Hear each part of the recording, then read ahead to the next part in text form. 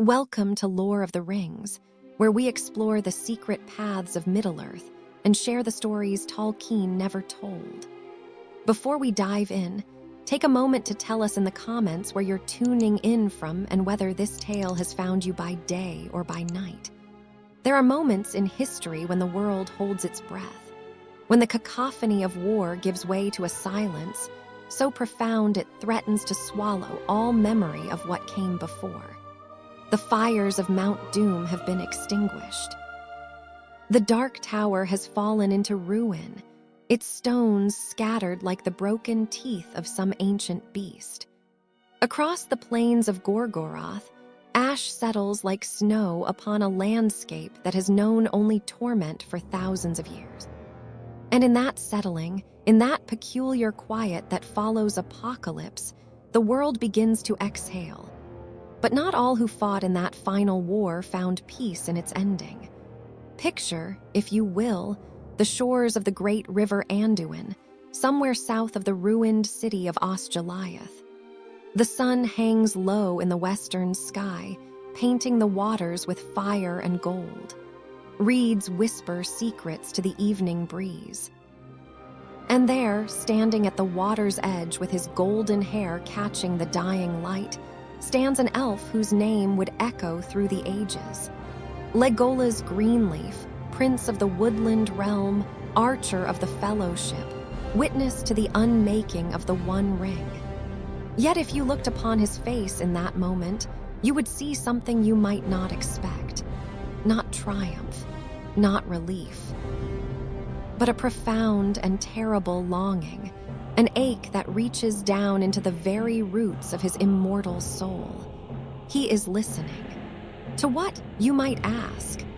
The casual observer would hear only wind and water, the distant call of evening birds returning to their nests.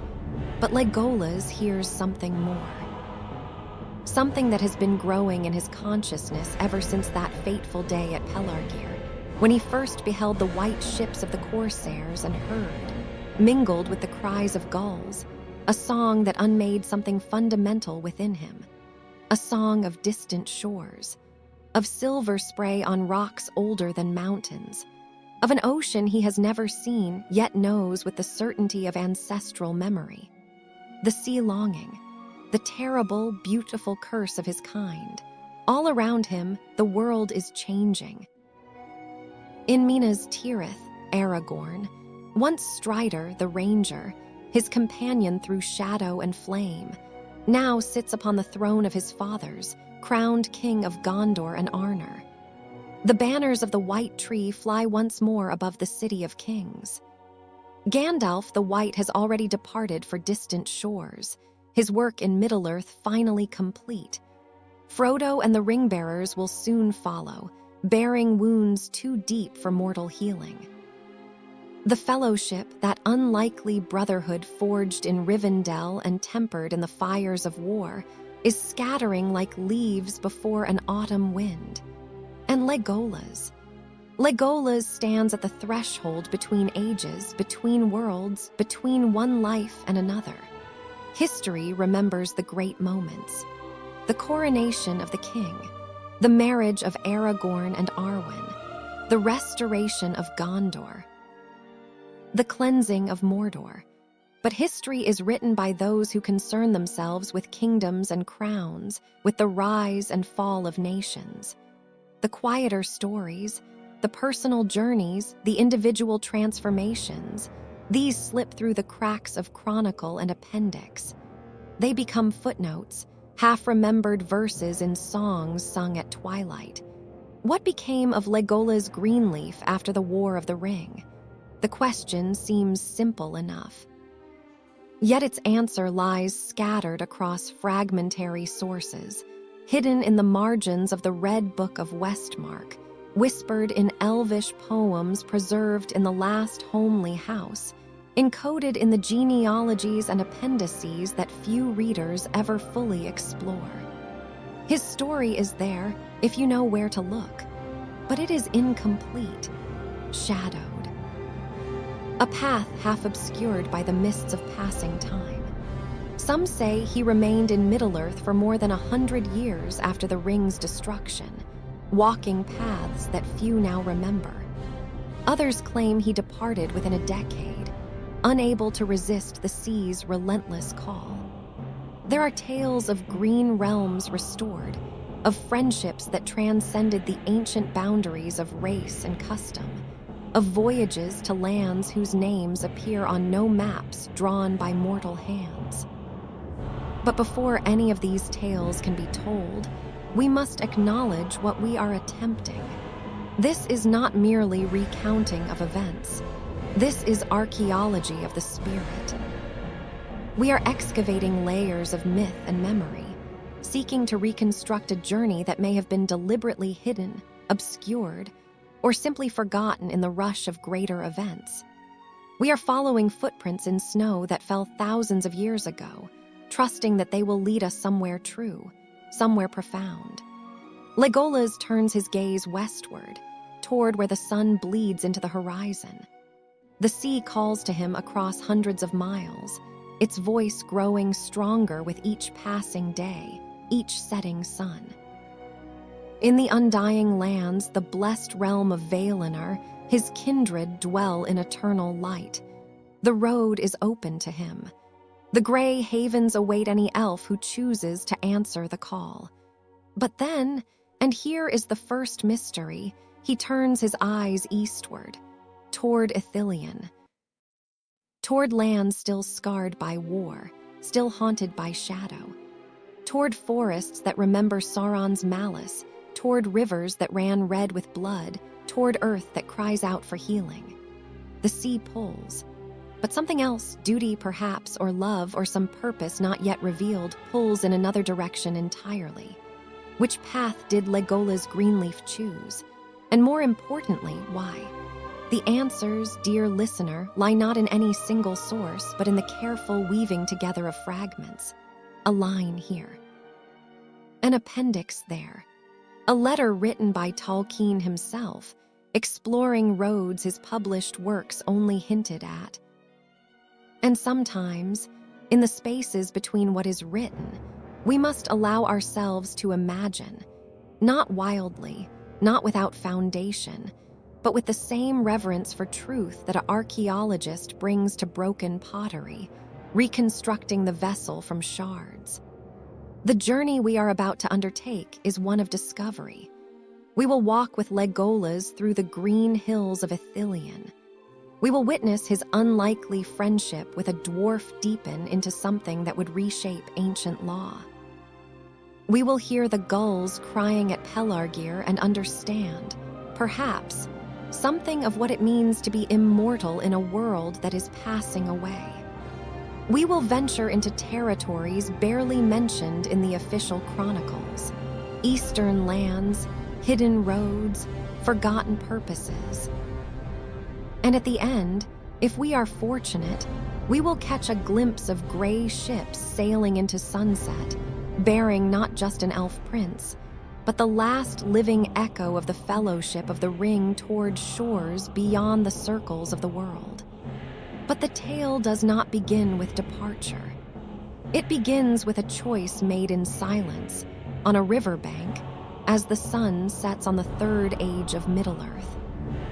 It begins with a single question. What does an immortal do when the great purpose of his life has been fulfilled, but centuries still stretch before him? The answer, as we shall see, is more complex than any simple song could contain. Before we venture further into the green shadows of Legolas's untold story, we must establish our foundation.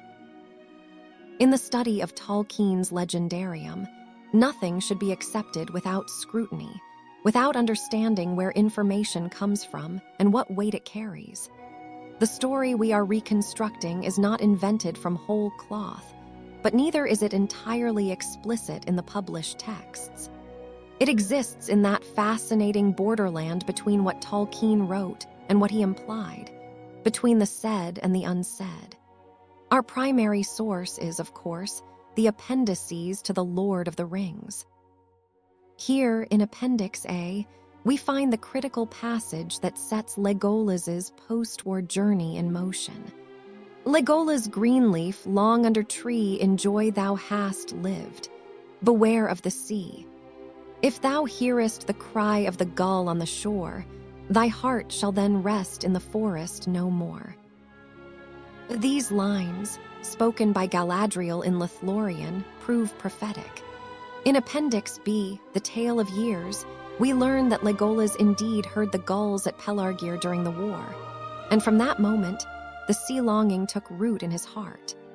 But the appendices give us only skeleton, dates without flesh, events without emotion. We know that Legolas brought south elves of his kindred, and they dwelt in Ithilien. We know that he and Gimli traveled together through the realms of Gondor and Rohan after the war. We know that eventually, after the death of King Elessar, Aragorn, Legolas built a gray ship in Ithilien and sailed down Anduin to the sea, taking Gimli with him.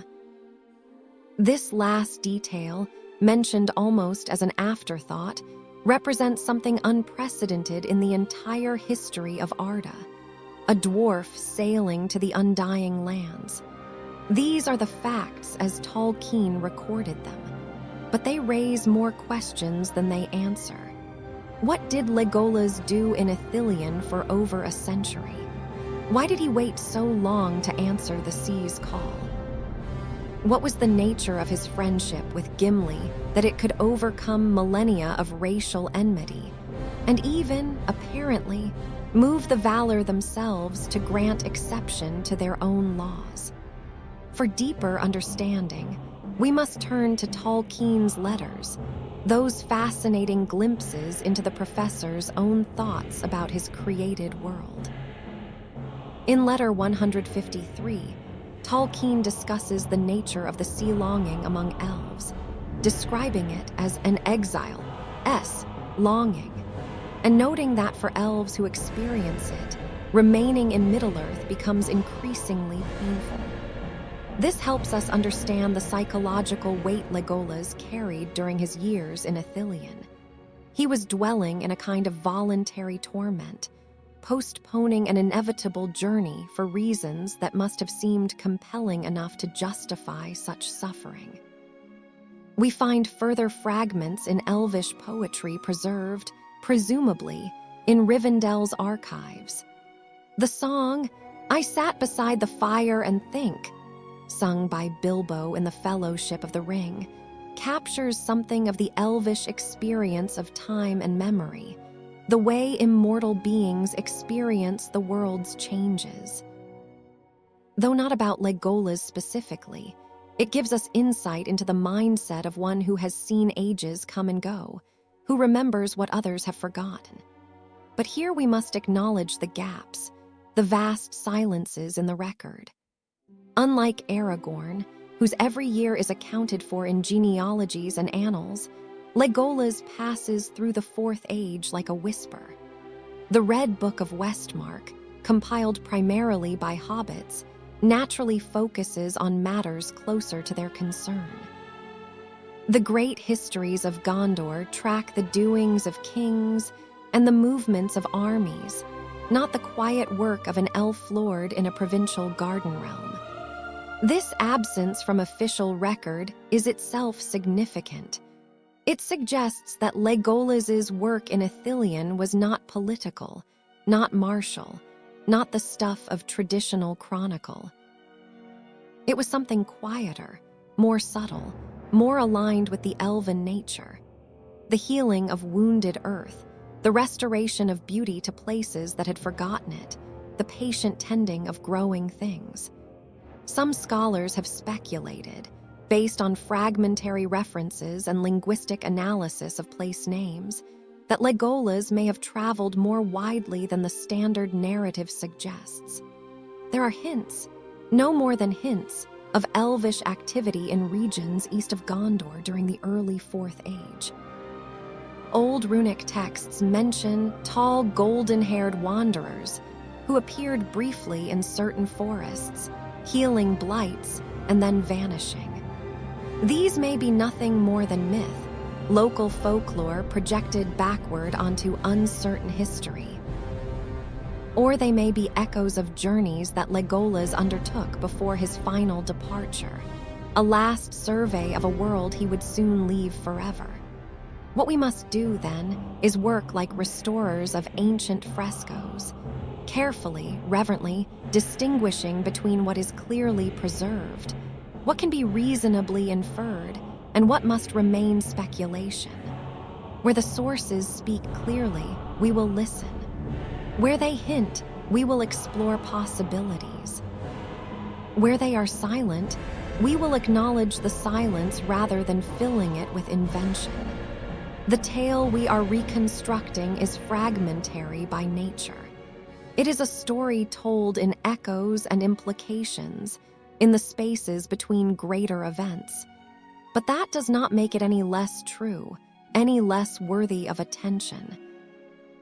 Indeed, perhaps these quiet stories, the personal transformations, the private griefs and joys, are in some ways more important than the grand sweep of kingdoms and wars.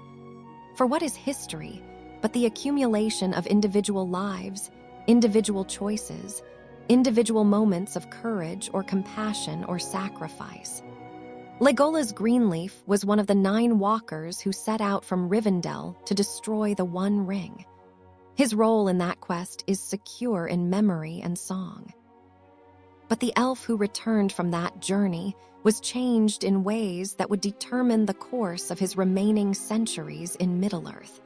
And so we turn our attention southward, toward a land caught between ruin and renewal, toward Ithilien, toward the next chapter of a story that most of Middle-earth never knew was being written. In the green shadows of that ancient realm, Legolas Greenleaf would find purpose in the aftermath of apocalypse. But the sea would wait for no one, and its call would grow louder with each passing year. Ithilien. Even the name carries a kind of music, a suggestion of beauty hidden behind veils. In the language of the elves, it speaks of the moon's country, a land of silver and shadow. But by the time Legolas first set foot there after the War of the Ring, Ithilien had become something far removed from its name's promise. For years beyond counting, this had been a contested borderland, caught between the expanding shadow of Mordor and the weakening strength of Gondor. Its people had been driven out or slain. Its forests, once thick and wild and green, had been hacked down by orcaxes or poisoned by the fumes that drifted across the river Anduin from the dark land beyond. The ancient gardens, tended for generations by the Númenórean descendants of Gondor, had been abandoned to thorn and thistle. Even the stones seemed to remember pain. Yet beneath the wounds, something endured. The land was not dead, merely sleeping, suffering but not beyond hope of healing. And Aragorn, newly crowned King Elessar, understood this. In one of his first acts as monarch, he granted Ithilien to Faramir, making him Prince of Ithilien and charging him with the restoration of that ravaged realm. It was both honor and burden, recognition and challenge. But Faramir, wise though he was a man. His people were men. They could rebuild houses, replant fields, restore the works of human hands. But the deeper healing, the restoration of the land's essential spirit, the calling back of the green life that had fled before shadow, this required a different kind of knowledge, a different kind of power. This required the elves. And so Legolas came south from his father's halls in the Greenwood. Not alone, but leading a company of his people, sylvan elves who had dwelt under the trees since the elder days and knew the languages of leaf and root, of bird and beast, of growing things in all their forms. They came not as conquerors or even as lords, but as healers, as gardeners, as those who remembered what Ithilien had been and could envision what it might become again. Imagine the transformation. Where once stood blackened stumps, new trees began to rise, not the twisted, tortured things that grew in Mordor's shadow, but true forest growth, clean and strong. Malorn's seedlings, gifts from Lothlorien, were planted in the hills near Emin Arnon, where Faramir made his seat. Oak and ash, beech and elm, all the noble trees of Middle-earth, were coaxed back to life in soil that had forgotten their roots. But it was not merely a matter of planting. The elves sang to the land. This is not metaphor. The Eldar possessed powers of voice and music that could influence the growth of living things, could strengthen what was weak and purify what had been corrupted. Day after day, you might have heard elvish melodies drifting through the vales of Ithilien, songs in languages older than Gondor, older than Númenor, older perhaps than the sun and moon themselves. Songs of growth and renewal, of forgetting pain and remembering joy. Legolas himself walked tirelessly through every corner of his new realm. His feet, light enough to leave no print in snow, passed over meadow and hillside, forest floor and riverbank. His eyes, keen enough to spot an eagle on the horizon, missed nothing. Not a blight on an oak leaf, not a fouling of a stream, not a place where the shadow still lingered in the earth like poison. And wherever he found such darkness, he stayed until it was cleansed.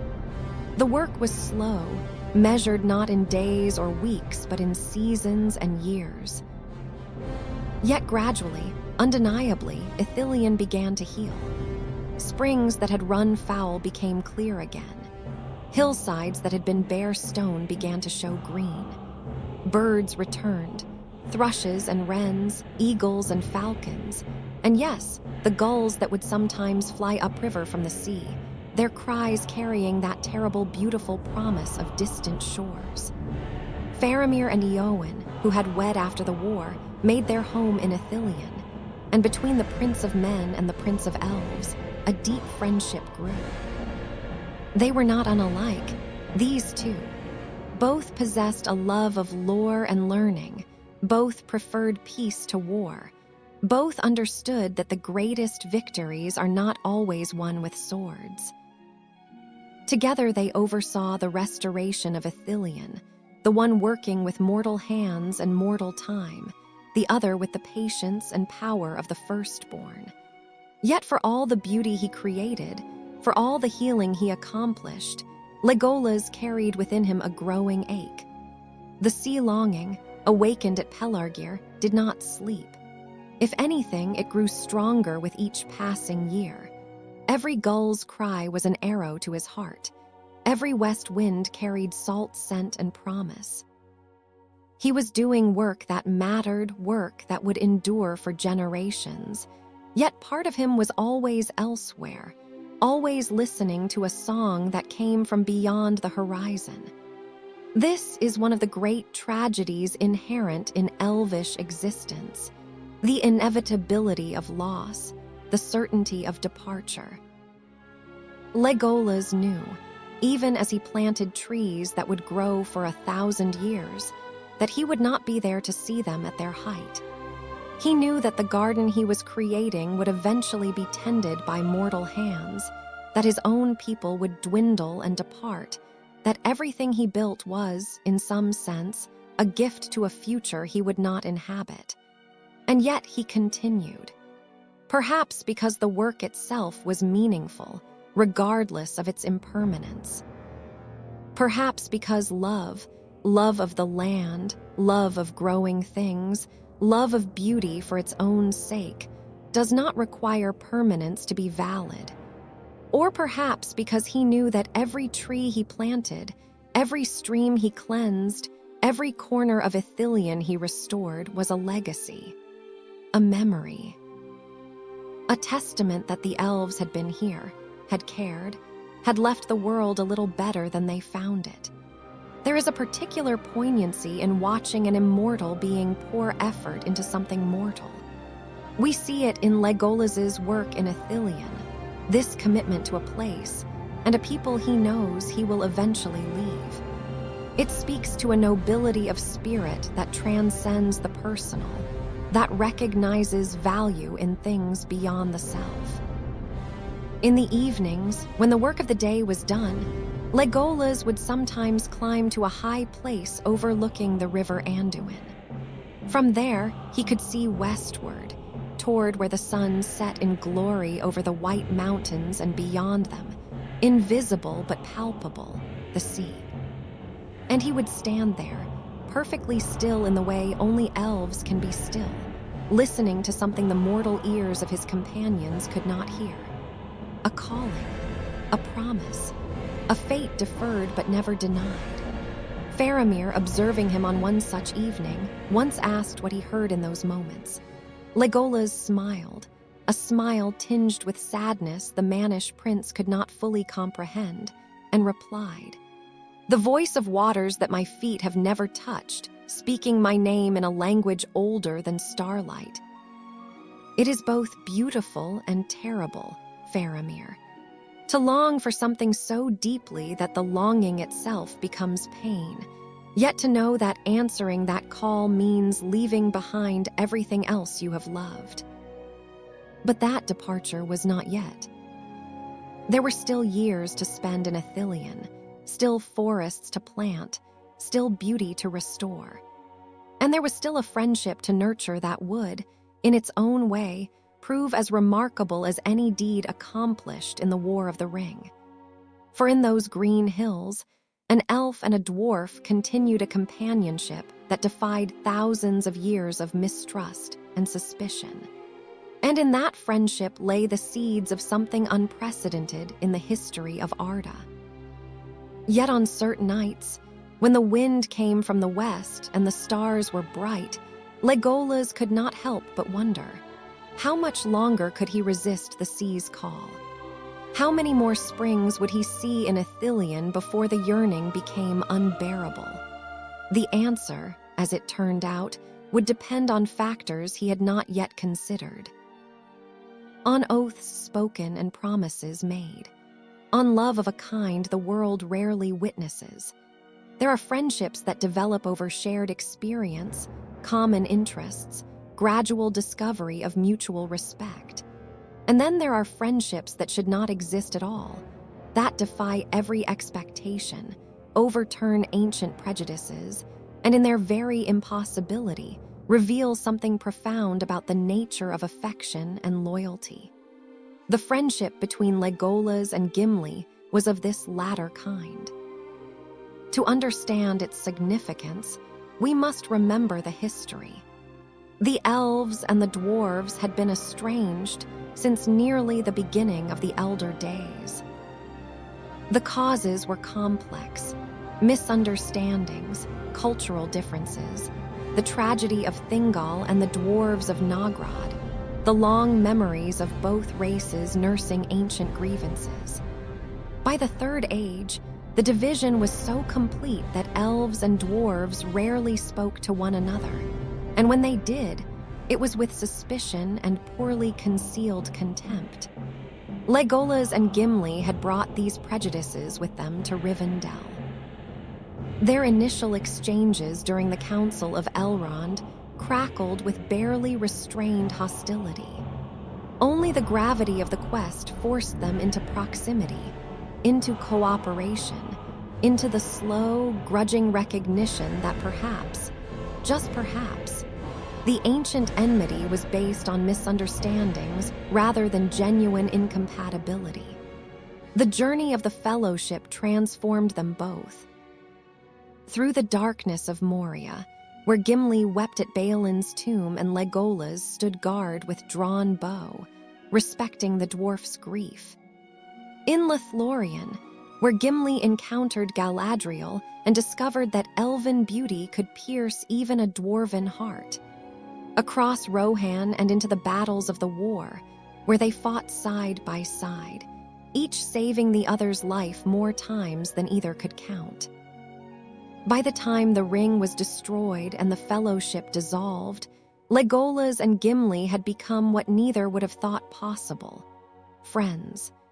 Not allies of convenience, but true companions who valued each other's company, who understood each other's worth, who had come to see past the surface differences to the essential character beneath. And when the war ended, they did not part. Instead, they traveled together through the restored kingdoms of Gondor and Rohan, seeking out the places of wonder that each had promised to show the other. First to the glittering caves behind Helm's Deep, the caverns that Gimli had glimpsed during the battle and longed to explore fully. Legolas, who had initially scoffed at the idea of finding beauty in stone chambers beneath the earth, entered those caves with his friend and emerged changed. In his own words, he had seen marvels beyond the telling, halls of living stone more beautiful than any forest, formations that the long ages had sculpted into impossible delicacy and grandeur. This admission, an elf acknowledging beauty in the works of stone rather than growing wood, represented a profound shift. Legolas was allowing his understanding of beauty to be expanded by his friendship with Gimli, was learning to see the world through dwarvish eyes and finding it richer for the new perspective. In return, Gimli traveled with Legolas into Fangorn Forest, that ancient wood where few dwarves had ever set foot and none had gone willingly. Among those eldest of trees, where Treebeard himself still walked and the very air seemed thick with age and memory, Gimli learned what Legolas had always known, that forests are not mere collections of timber, but living communities, places of deep magic and deeper peace. But their most significant journey together was through Ithilien itself. Gimli came south to visit his friend in the New Realm, and what he found astonished him. The gardens Legolas and his people were cultivating, the combination of wild forest and ordered beauty, spoke to something in the dwarvish soul. Dwarves, after all, were craftsmen, shapers of raw material into forms of deliberate beauty. Here in Ithilien, he saw elves doing something similar, not with stone and metal, but with living wood and earth. A proposal emerged from these visits.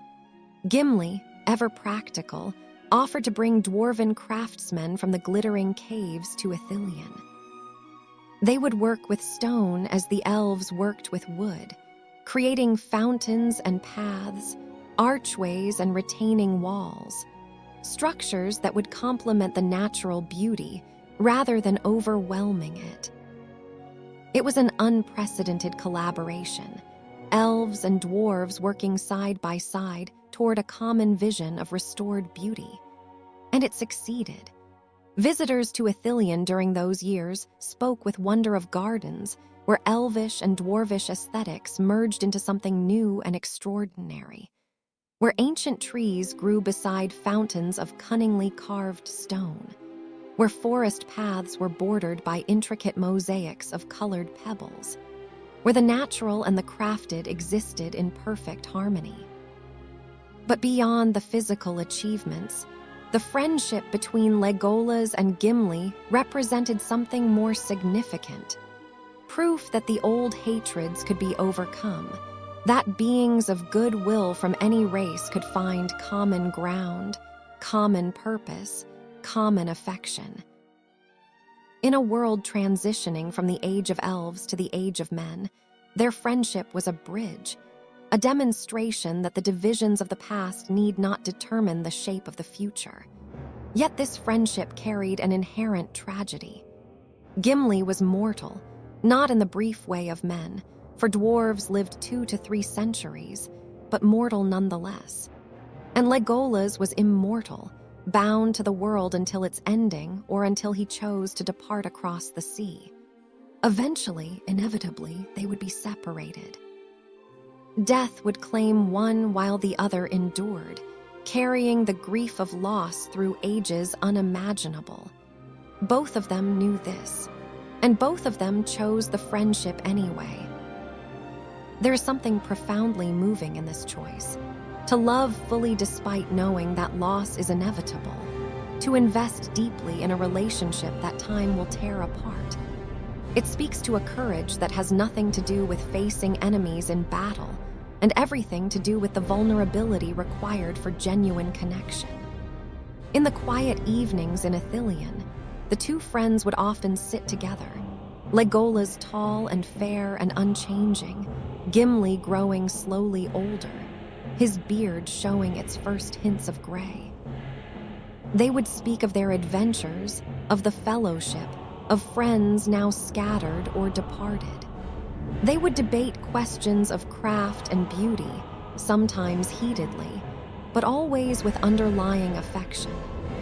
They would sit in companionable silence, watching the stars emerge over the mountains of shadow.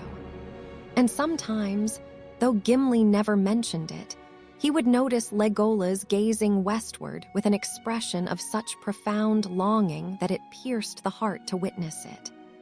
The dwarf knew about the sea longing, had heard Legolas speak of it on their journeys. He understood, as much as one of mortal race could understand, the call his friend was resisting. What Gimli did not yet know was that when Legolas finally answered that call, when he could no longer deny the summons of the sea, he would not sail alone. That the unprecedented friendship they had forged would lead to an act of love and defiance that would shake the very foundations of the undying lands. But that revelation lay years in the future, beyond war and wandering, beyond the slow turning of seasons in Ithilien's healing gardens. For now, there was work to do, beauty to create, and the precious gift of companionship to savor while it lasted.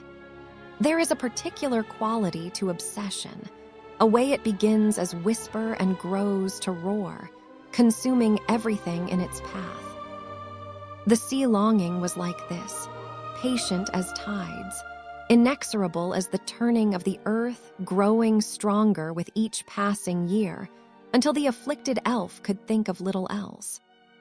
Legolas first heard the gulls at Pelargir during the war, when the Fellowship commandeered the corsair ships and sailed up the Anduin to relieve the siege of Minas Tirith. In that moment, surrounded by the chaos of battle, the cries of those white birds pierced through everything else and struck something deep within his immortal soul. It was as though a door he had never known existed suddenly flew open, revealing a vista of infinite longing. Galadriel had warned him in Lothlorien. Her words had been prophetic. "If thou hearest the cry of the gull on the shore, thy heart shall then rest in the forest no more." And she had been right. From the moment those cries reached his ears, Legolas was changed. The forests of Middle-earth, which had been his home and joy for thousands of years, became somehow insufficient. Beautiful, yes, but no longer enough. There was always something missing, some yearning that the green shadows could not satisfy. This is difficult for mortals to comprehend, this kind of longing. We experience desires, certainly, for places we've visited and wish to return to, for people we've lost, for experiences we hope to recapture. But these are based on memory, on knowledge of what we miss. The sea longing was different. Legolas had never seen the true sea, never stood on the shores of Belegir where the waves rolled in from the uttermost west. He had no memory to draw upon, no experience to fuel his desire. Yet the longing was absolute. It came from somewhere deeper than personal experience, from his blood, perhaps, from the ancient memory of his race. The elves were born in Middle-earth, yes, but they were also invited to the undying lands in the elder days. Their spirits knew that there was a home beyond the circles of the world, a place where time moved differently, where the weariness that came with endless ages could finally be eased. The sea was not merely water. It was the road to that home, the path to peace that all elves eventually must consider. For Legolas, the consideration became torment. In Ithilien, Even as he planted forests and restored beauty, even as he laughed with Gimli and worked alongside Faramir, part of him was always listening. When the wind came from the west, he would pause in whatever he was doing and tilt his head, catching some note that no mortal ear could detect. When white birds flew overhead, not even true seagulls, but any pale-winged creature, his eyes would track them with an intensity that bordered on pain. The nights were worst. In darkness, when the work of the day ceased and there was nothing to distract him, the sea spoke to him in dreams. He would see shores of white sand stretching endlessly under stars that never set. He would hear music more beautiful than any sung in Middle-earth, the voices of the Valar themselves perhaps, calling the Eldar home. He would smell salt spray and feel the deck of a ship beneath his feet, swaying gently on swells that rolled in from eternity. And he would wake on his bed in Ithilien, in the beautiful realm he had helped restore, and feel the crushing weight of absence, the absence of something he had never possessed, yet needed more than breath. This was the cruel paradox of the sea longing. It made the elf who experienced it a kind of exile in their own life. Legolas could not fully inhabit his present because his spirit was constantly pulled toward a future, a elsewhere, a distant prospect that grew more vivid and demanding with each passing day. He became divided against himself, part of him committed to the work in Ithilien, to his friendships, to the life he had built, part of him straining toward the horizon like a prisoner toward freedom. His people noticed. The Sylvan elves who had come south with him would sometimes find their lord standing motionless for hours, staring westward with an expression of such yearning that they dared not disturb him. They understood, of course. Many of them felt the call too, though perhaps not as strongly. It was a matter of time before their entire community would take ship and depart, leaving Ithilien to the race of men for whom it was truly destined. Faramir noticed as well, though he understood less. One evening, finding Legolas on a hilltop above Emin Arnon, the Prince of Ithilien asked his friend what he heard in the western wind. Legolas tried to explain, the sense of an unfinished journey, of a home he'd never seen but recognized nonetheless, of a summons that could not be indefinitely denied. "How long can you resist it?" Faramir asked, genuine concern in his voice. Legolas smiled, but there was no humor in it. "I do not know. For some elves, the sea longing becomes unbearable within years. For others, they endure it for centuries, though the enduring itself is a kind of slow diminishment. Each day I remain in Middle-earth is both gift and grief." Then why stay? Faramir's question was simple, but its answer was not. Why did Legolas stay? Love, certainly, love of the land he was healing, love of the friends he had made, love of Middle-earth itself in all its flawed beauty. Duty, perhaps, the sense that his work in Ithilien was not yet complete, that to leave before the restoration was secure would be abandonment. But there was something else, too, something he did not speak of even to Faramir. Fear. Not of the sea itself, nor of the undying lands beyond it, but fear of what departure meant. To sail west was to leave Middle-earth forever. There was no returning from the blessed realm, no visiting the friends and places left behind.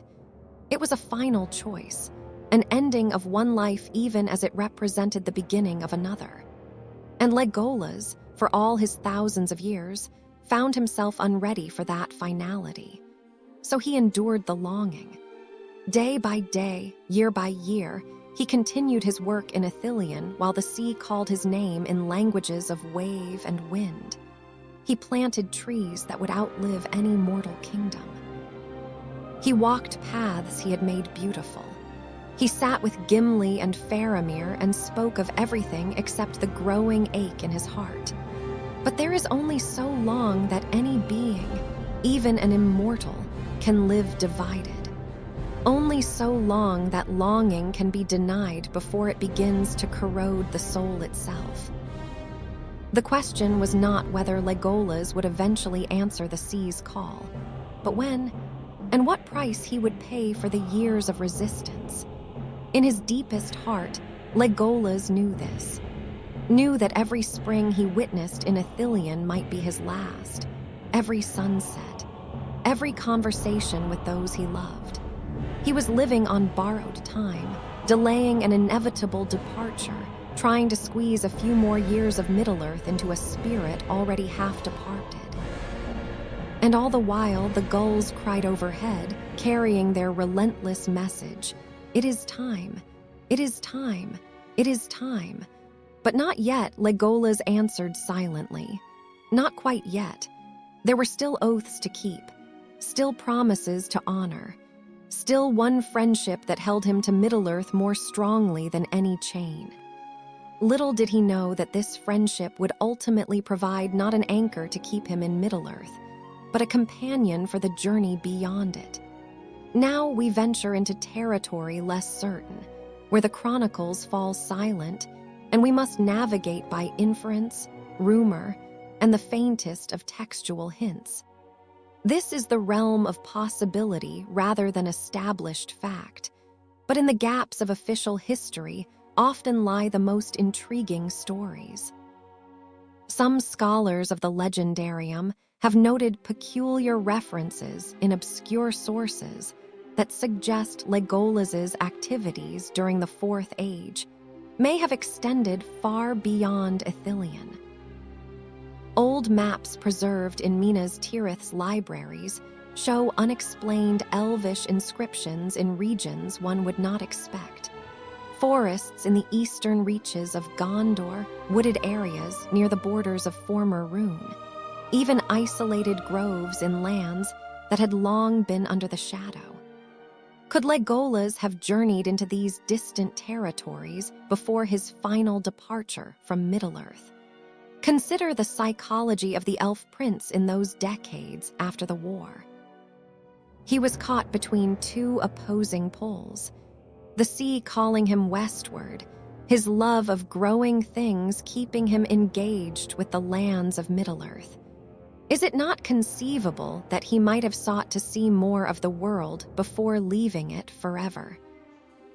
That he might have ventured into regions rarely visited by the elves of the West, seeking out the last wild places, the forgotten forests, the green realms that had survived even Sauron's malice.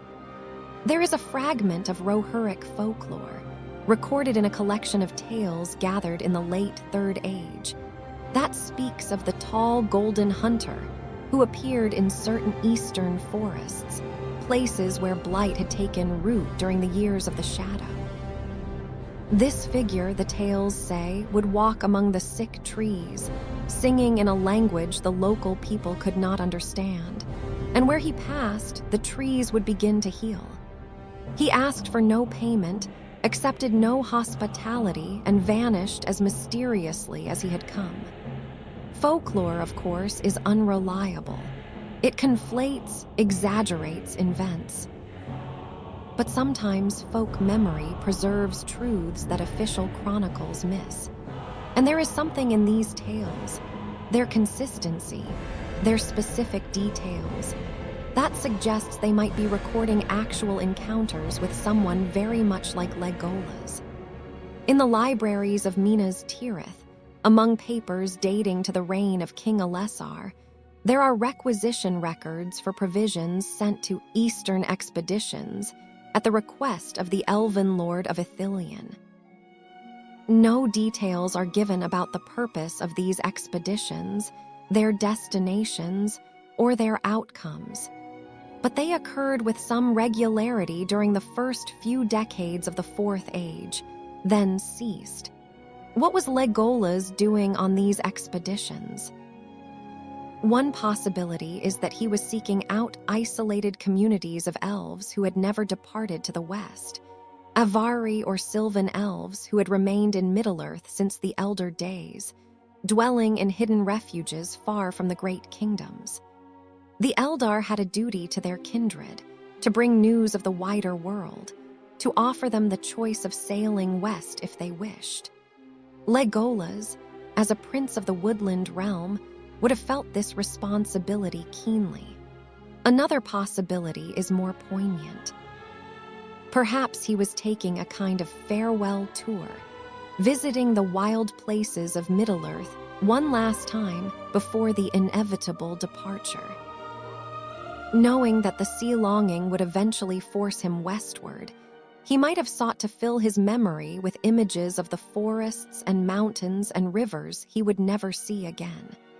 Each journey east would then have been an act of gathering, of collecting final impressions to carry into the undying lands. There is also the question of healing. Sauron's influence had extended far beyond Mordor's immediate borders. For thousands of years, his servants had ranged across eastern and southern lands, corrupting, destroying, blighting. Even with the Dark Lord's fall, these corruptions lingered in the earth like poison. If Legolas learned of such places, forests dying from ancient curses, waters fouled by long-ago malice, would he not have felt compelled to address them? His work in Ithilien had proven he possessed both the knowledge and the power to heal lands wounded by darkness. Why limit that healing to one realm when so much of Middle-earth bore scars? In later Elvish poetry, fragments preserved in Rivendell before its final abandonment, there are verses that speak of the wanderer of the woodland paths who walked to the edge of the known world, seeking the last green places. The identity of this wanderer is never specified, but the description fits Legolas remarkably well. One particularly intriguing passage speaks of him, standing at the borders of the eastern forests, where the trees still whispered in fear of the shadow, and singing to them of forgetting. The borders of the eastern forests. That would place him far beyond Gondor, far beyond any realm regularly visited by the elves of the West. In lands that had been under Sauron's dominion, where darkness had reigned for age upon age. If these journeys occurred, they would have been dangerous. The immediate threat of Mordor was eliminated, yes, but the eastern lands were not pacified. Remnants of Sauron's forces still wandered those regions, scattered orcs, corrupted men, creatures twisted by the Dark Lord's power. For an elf to venture into such territories, even one as skilled in woodcraft and battle as Legolas, would have required considerable courage. Yet we must acknowledge that all of this remains speculative. The official histories make no mention of such journeys. The appendices of The Lord of the Rings, our most reliable source for the Fourth Age, speak only of Legolas dwelling in Ithilien and eventually sailing west. Everything else, the folklore, the fragmentary records, the suggestive poetry, could be explained in other ways or dismissed as irrelevant. But consider this. Legolas lived in Middle-earth for more than a century after the War of the Ring. That is a long time, even for an elf. The work of restoring Ithilien, though significant, would not have occupied every day of those decades. Are we truly to believe that he spent all those years in one realm, never venturing beyond its borders, except for the documented visits to Rohan and the glittering caves? The Legolas we came to know through the quest of the ring was curious, energetic, eager to experience new places and new wonders. He was the one who wanted to visit Fangorn, who wished to see the glittering caves, who gazed with wonder at sights new to his ancient eyes. Would such a being, knowing his time in Middle-earth was limited, truly remain sedentary? Perhaps the truth lies somewhere between official silence and folklore. Perhaps Legolas did journey eastward on occasion, though not as extensively as the most dramatic tales suggest. Perhaps he ventured into certain forests, healed certain blights, encountered certain isolated elvish communities, and perhaps these expeditions, while significant to him personally, were not deemed important enough for the official chronicles that focused on kings and kingdoms. Or perhaps his journeys were deliberately kept quiet. There may have been reasons, political, personal, or strategic, for discretion.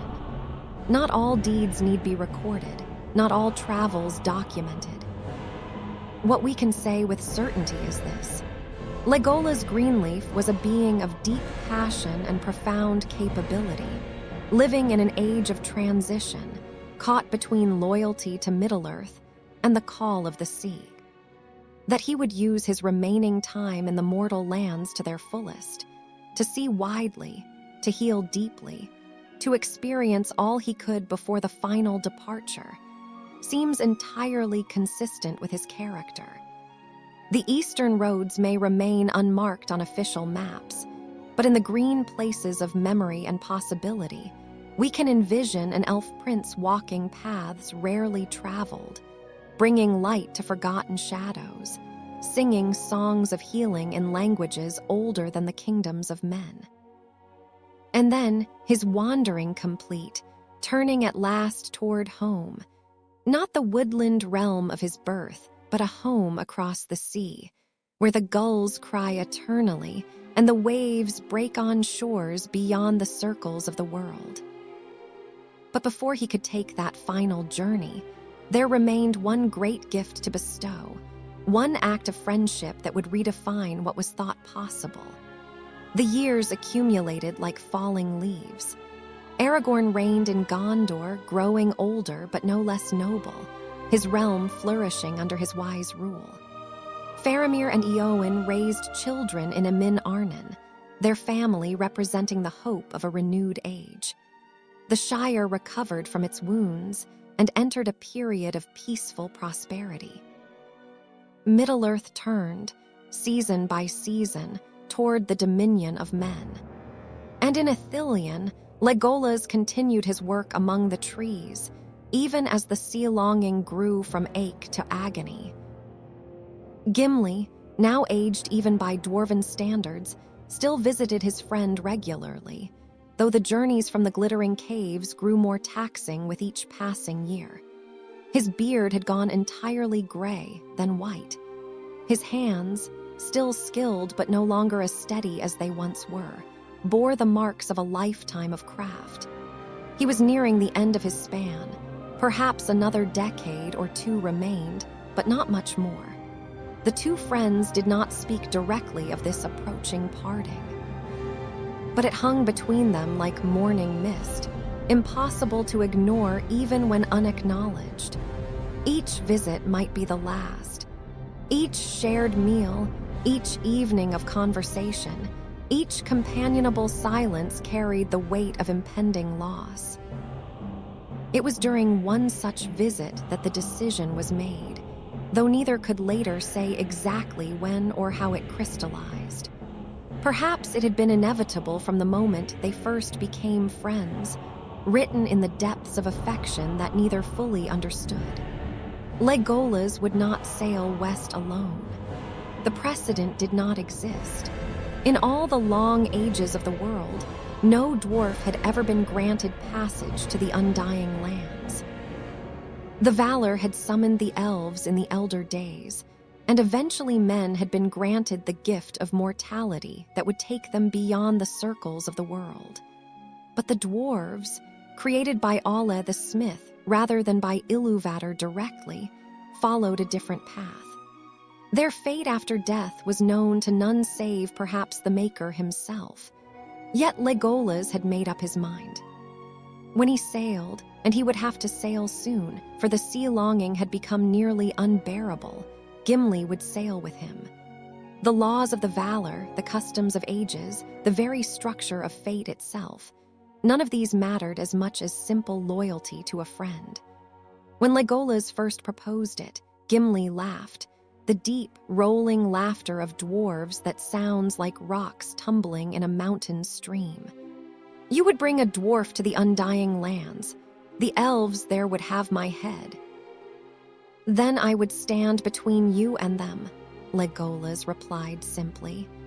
You have shown me wonders I would never have seen without you. You have taught me that beauty takes forms I never imagined. You have been truer than blood kindred. If I am to leave Middle-earth, if I am to answer the sea's call that gives me no peace, then you will come with me. There is no law of the valor that can stand against the bonds we have forged. The proud dwarf, who had faced dragons, gold without flinching, and balrogs, fire without fear, found his eyes growing unaccountably wet. I am old, Legolas. My time grows short. Would you have me die in a strange land, far from the stone that is my people's comfort? I would have you see the undying lands before you die, Legolas answered. I would have you look upon such beauty as would make even the glittering caves seem dim. And I would have you with me, my friend, for as long as fate allows. What could be said to that? What argument could stand against such pure and simple love? And so the decision was made. Word was sent to Aragorn in Minas Tirith, not asking permission, for this was beyond any mortal king's jurisdiction, but informing him of their intent. The king's response, when it came, was brief but heartfelt. Go with my blessing, both of you. You carry with you the love of all who knew you, and the hope that where you journey, friendship and peace will reign eternal. The building of the ship began. Not in the Grey Havens, where certain the shipwright had crafted vessels for westward sailing since the elder days, but in Ithilien itself. Legolas wished to depart from the land he had helped restore, down the great river Anduin to the sea, and thence to whatever lay beyond.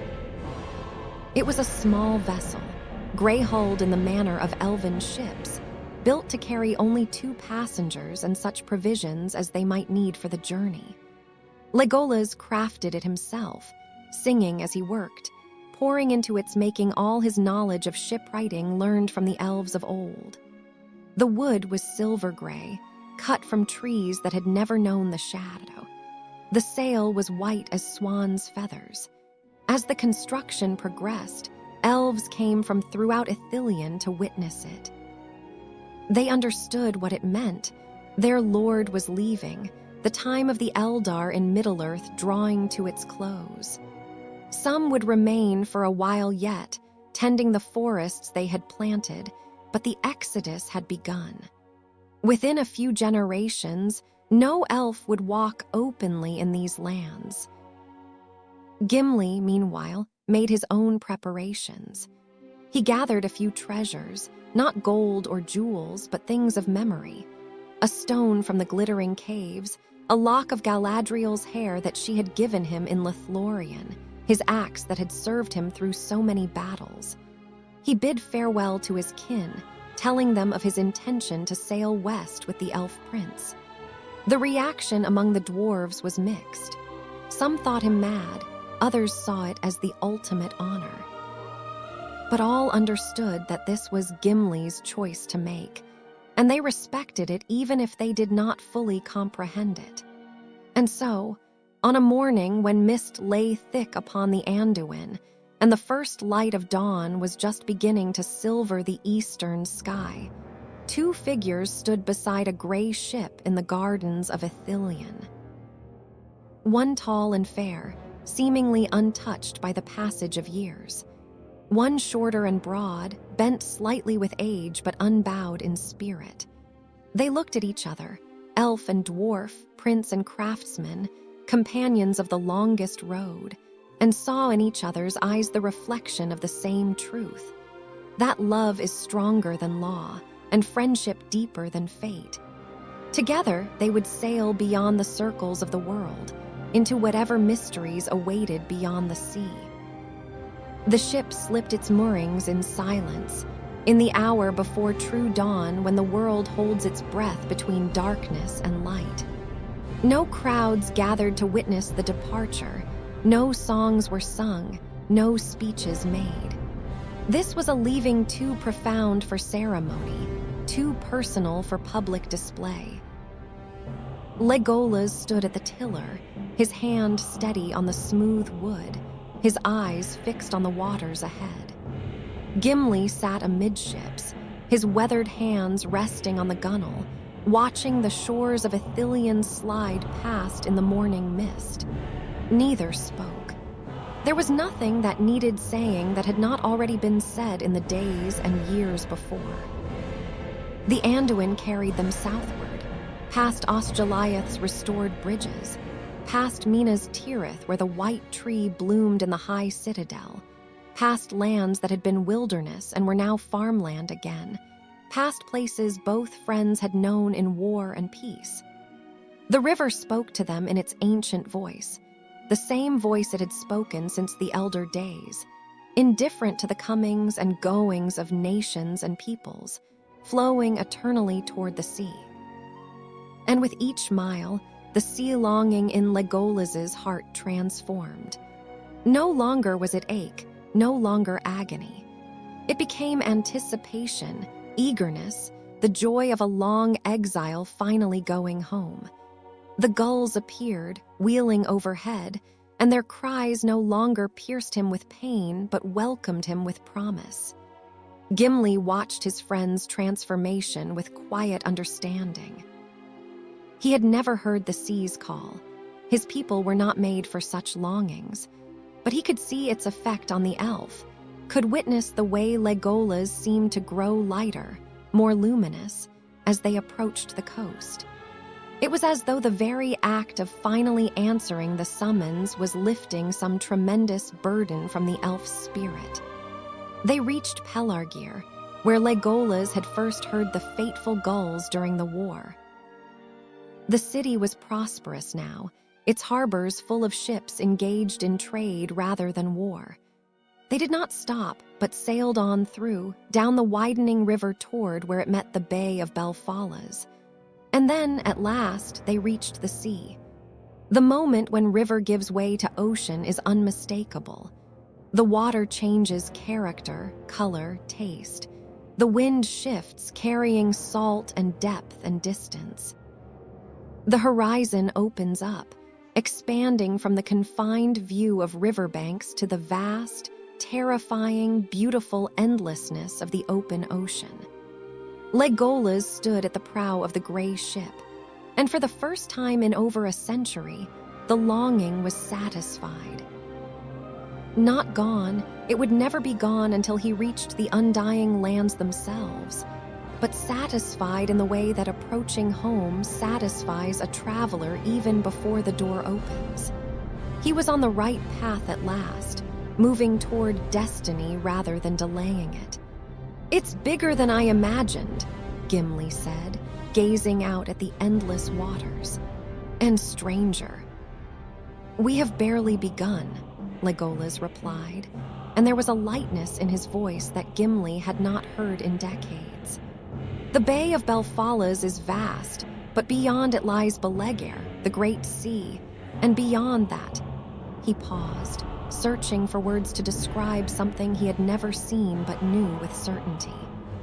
"Beyond that lies a road that is not measured in leagues or days, but in something altogether different.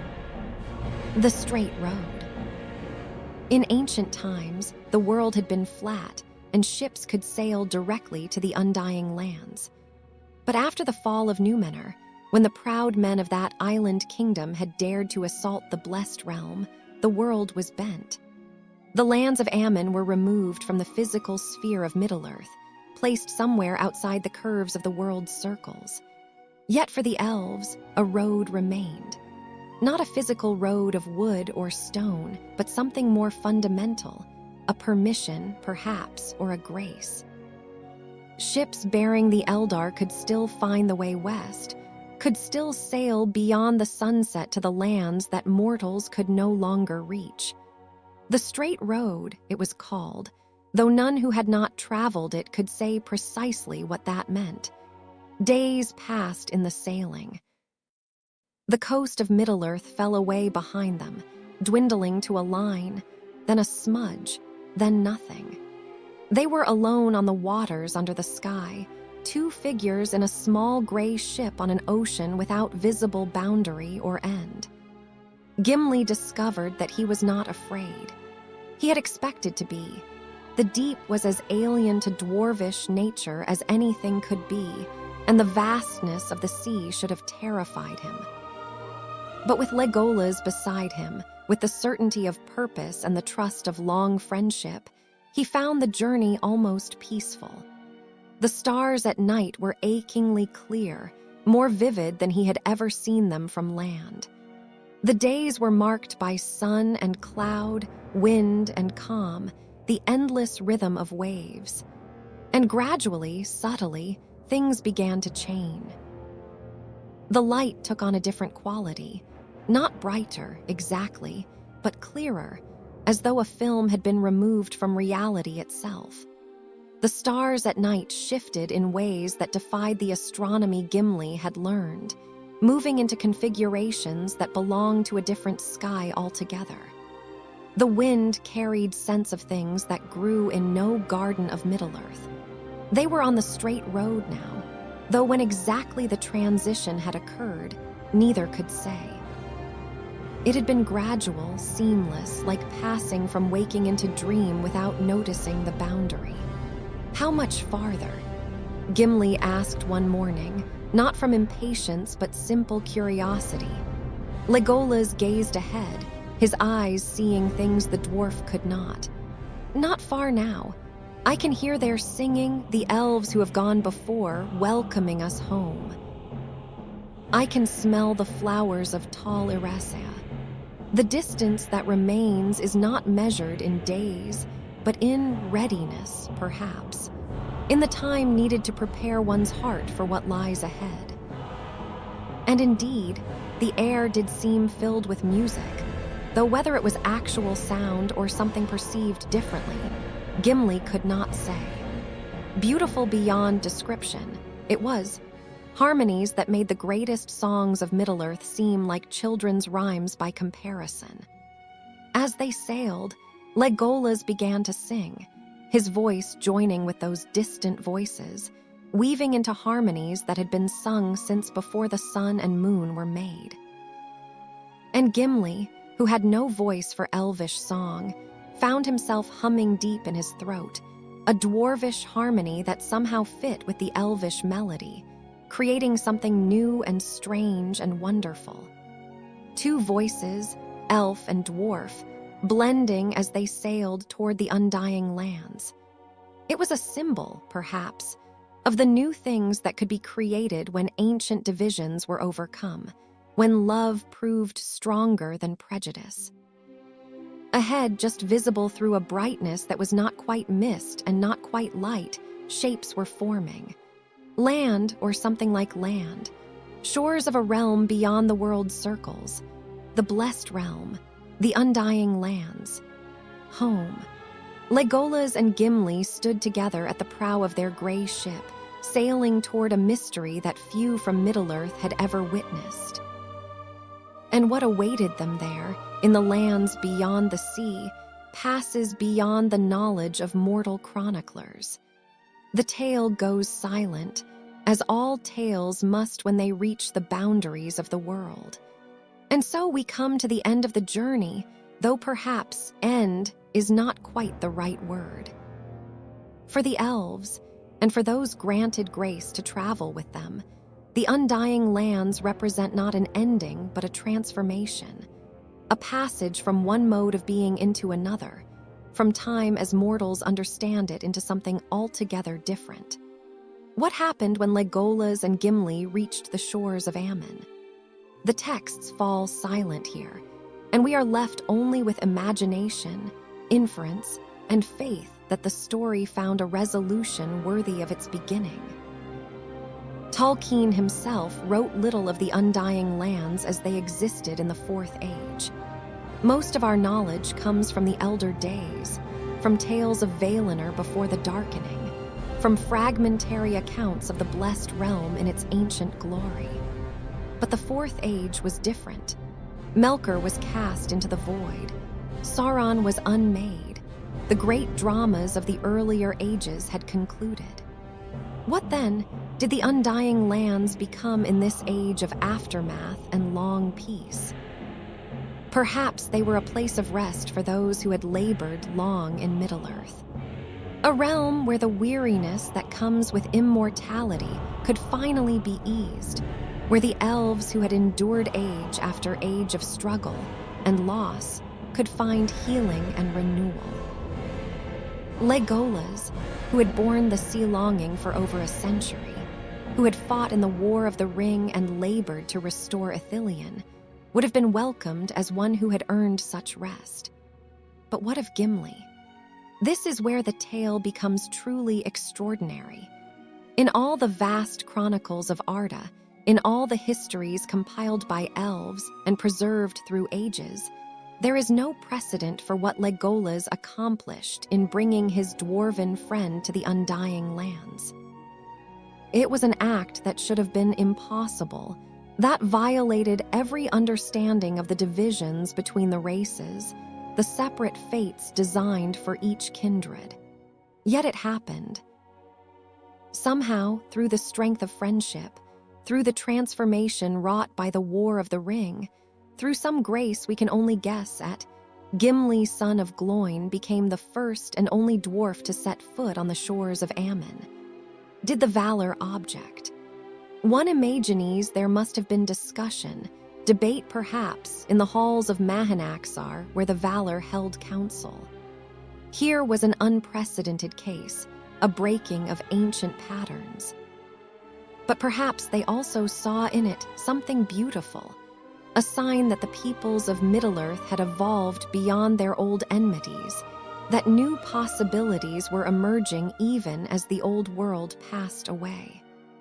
Galadriel was there, in the Undying Lands. She who had given Gimli the 3 strands of her hair, overcoming her people's ancient grudge against the dwarves. One likes to imagine her speaking in Gimli's favor, reminding the valor that the barriers between peoples had been erected by history and habit, not by necessity, and that perhaps it was time for such barriers to fall. However it was accomplished, Gimli was permitted to remain. And in that permission, in that unprecedented grace, the final chapter of the Fellowship of the Ring was written. 9 walkers had set out from Rivendell to destroy the ring. Most had died or departed.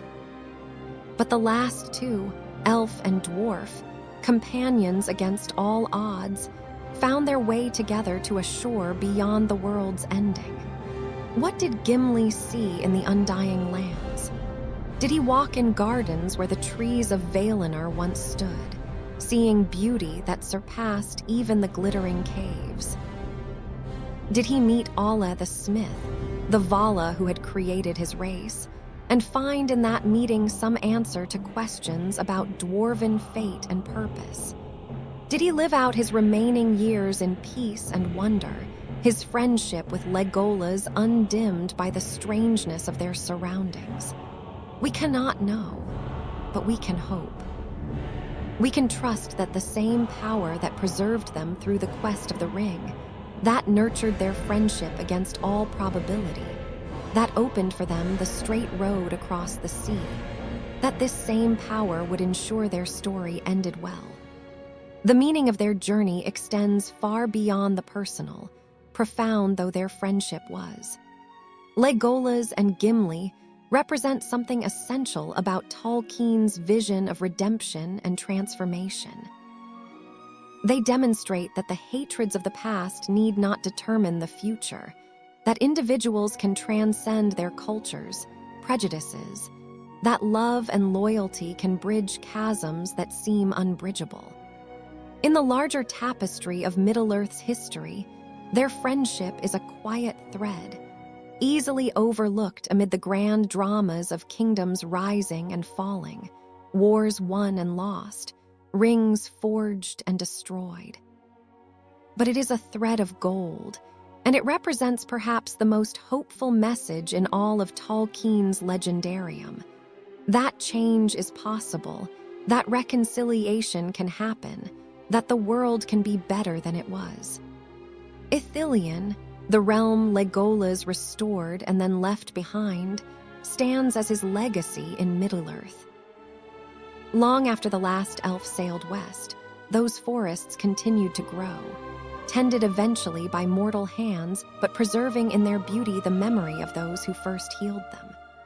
Travelers in later ages, walking through green glades where sunlight fell like blessing, might not have known the name Legolas Greenleaf, but they walked through the testament of his love. And the friendship itself, recorded in the Red Book, preserved in songs, retold whenever the tale of the fellowship was sung, this too became legacy. Proof that the old enmities between elves and dwarves were not inevitable, not permanent. Generations of both kindreds would grow up hearing of Legolas and Gimli, and perhaps because of their example, would be quicker to set aside suspicion, more willing to see past surface differences to essential kinship.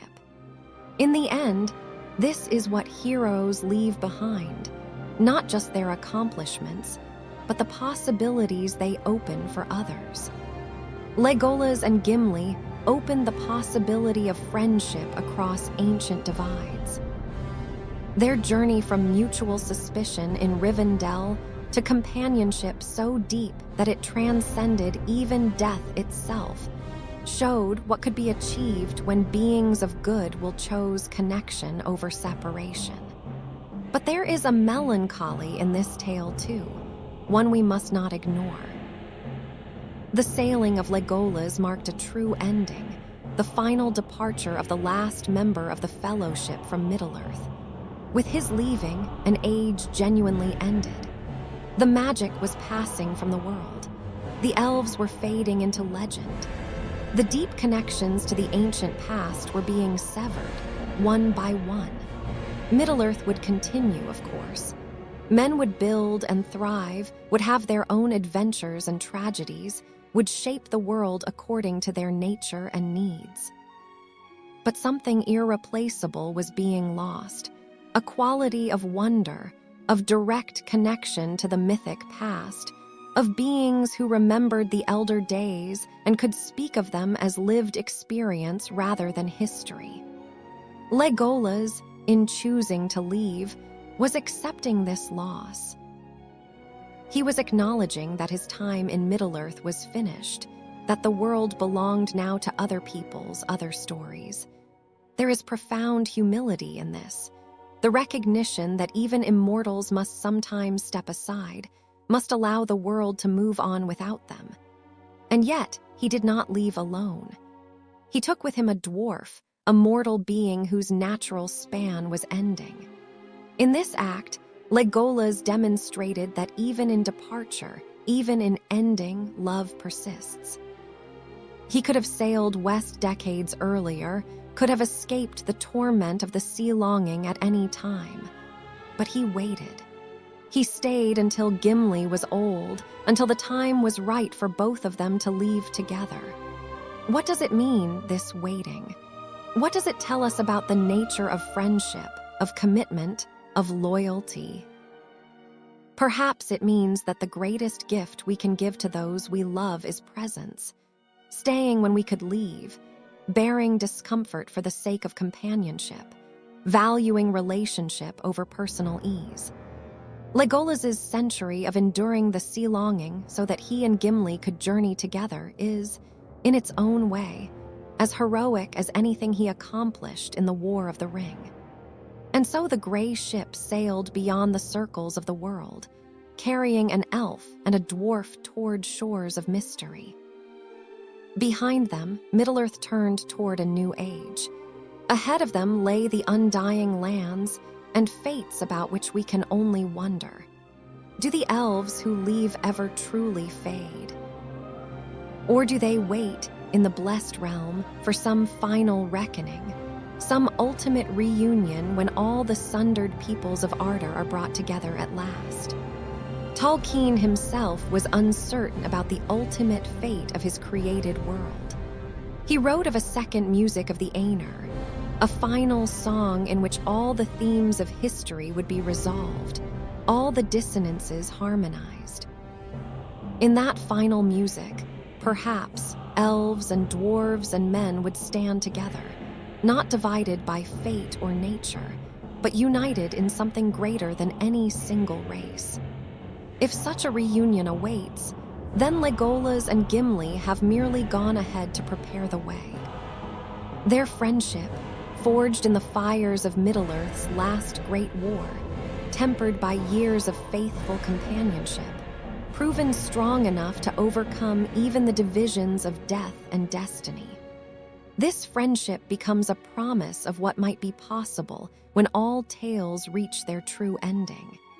But that ending lies beyond the reach of any chronicle, beyond even the imagining of those who preserve the stories of the past. It exists in the realm of hope, of faith, of trust that the same power that made the world good in the beginning will ensure it finds goodness at the last. The tale of Legolas Greenleaf ends, then, not with answers but with questions. Not with certainty, but with mystery. Not with closure, but with opening toward possibilities we can barely conceive. He walked out of the forests of Middle-earth into legend. And legend, unlike history, does not die. It transforms, persists, speaks across generations to all who have ears to hear. Somewhere beyond the circles of the world, beyond the sunset and the furthest stars, an elf and a dwarf stand together still, looking back, perhaps, at the world they left behind, looking forward toward mysteries yet to unfold. And in the forests of Middle-earth, in the green places they loved and tended and finally had to leave, the wind still whispers their names. Legolas and Gimli, elf and dwarf, companions of the longest road. The songs may fade into light, but the love that inspired them endures, bright and unchanging, a star that neither time nor distance can diminish. Dear listener, this story ends, but many await. Subscribe so no tale escapes you.